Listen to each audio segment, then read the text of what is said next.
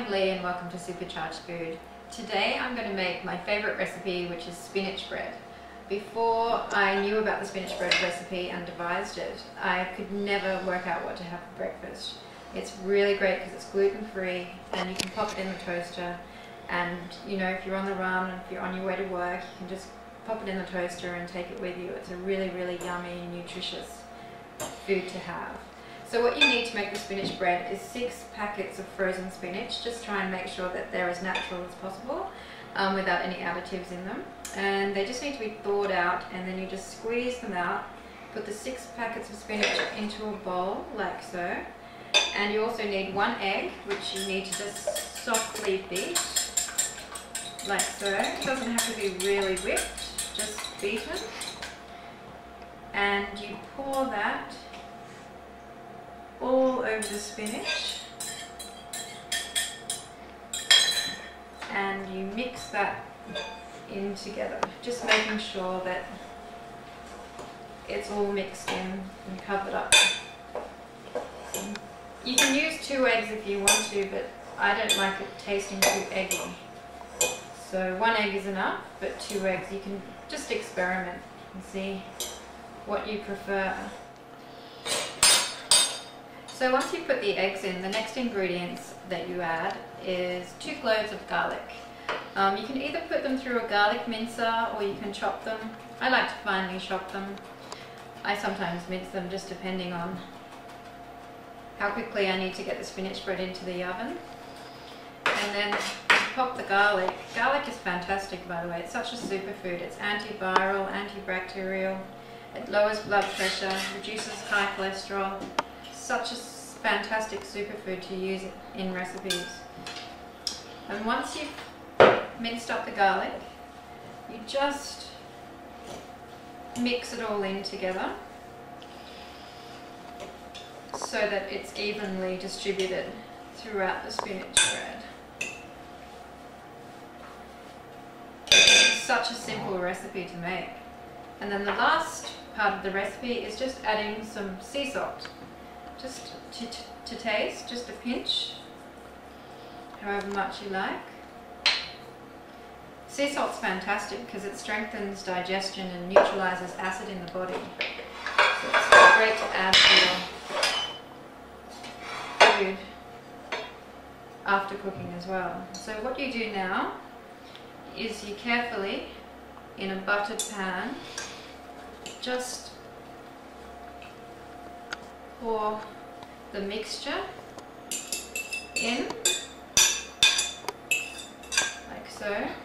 And if you have a flattening tool, like a slice, you just press it into the pan. I usually use my fingers in the beginning, just to get it all evenly spread. So once you've pushed all the spinach bread down into the baking tray, which has been buttered, it's time for you to put it into the oven.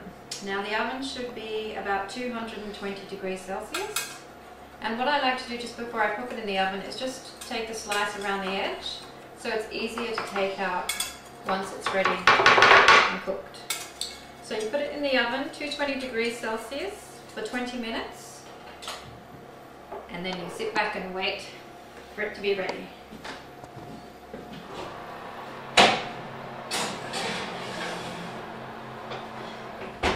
So the timer's gone off, it's been 20 minutes, and now I'm going to take it out of the oven.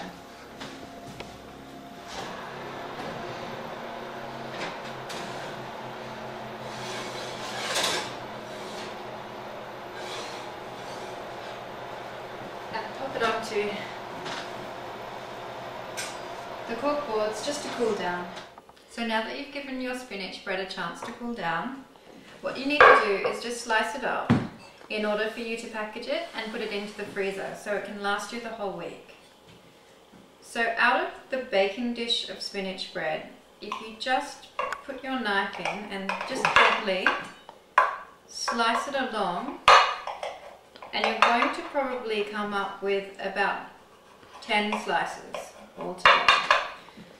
So you just run your knife edge along it, just don't drag it Otherwise the spinach will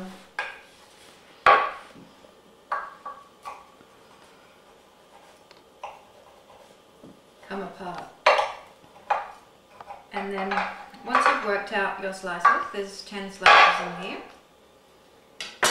All that you need to do now is take some cling film and just roll it out a bit and prepare it and get it ready. That on. And what you're going to do is you're going to wrap each individual slice. And then once it's frozen and you take it out of the freezer, it's really easy just to take one slice at a time. So you wrap it and you spin it over like that.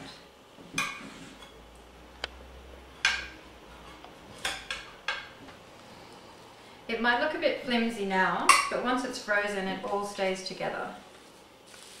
And then you can just take out one piece at a time, 1 or 2 slices, depending on how hungry you are. I like to top mine with avocado and tomato. Sometimes I put a little bit of nut butter on the top. Tastes really yummy. Or even just plain butter, unsalted. So you've got to your final piece of spinach. And then you just roll it over like that. And just double wrap it over to the top. So that's 10 slices of yummy spinach bread to have through the week. If you've got any children who can't have wheat or gluten, these are great little snacks to have toasted. They taste really good. And there you are, voila, spinach bread.